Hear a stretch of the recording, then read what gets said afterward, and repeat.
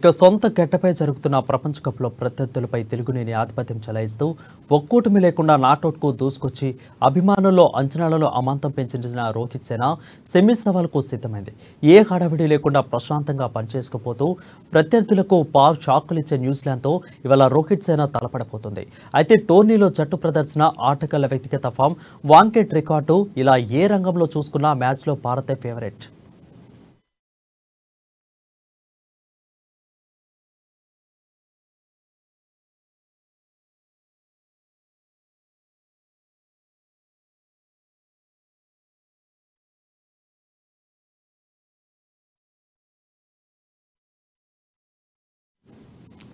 ప్రపంచ కప్లో భారత్ గెలిచిన 9 మ్యాచ్లలో కాస్త ఇబ్బంది పడినా తడపాటుకు గురైన మ్యాచ్ ఏదైనా ఉందంటే అది న్యూజిలాండ్తోనే.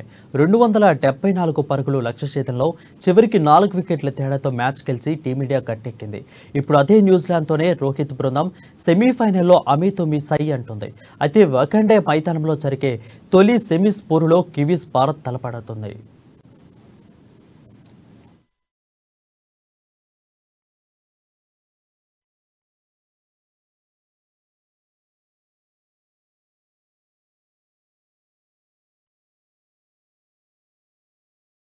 లీగ్ దశ ఆరంభంలో అద్భుతంగా ఆడి ఆ తర్వాత వెనుకబడిన చివర్లో రాణించి టాప్ 4లో చోటు దక్కించుకున్న న్యూజిలాండ్ మరోసారి సెమీస్లో తమ అద్భుతాన్ని పరీక్షించుకోనుంది.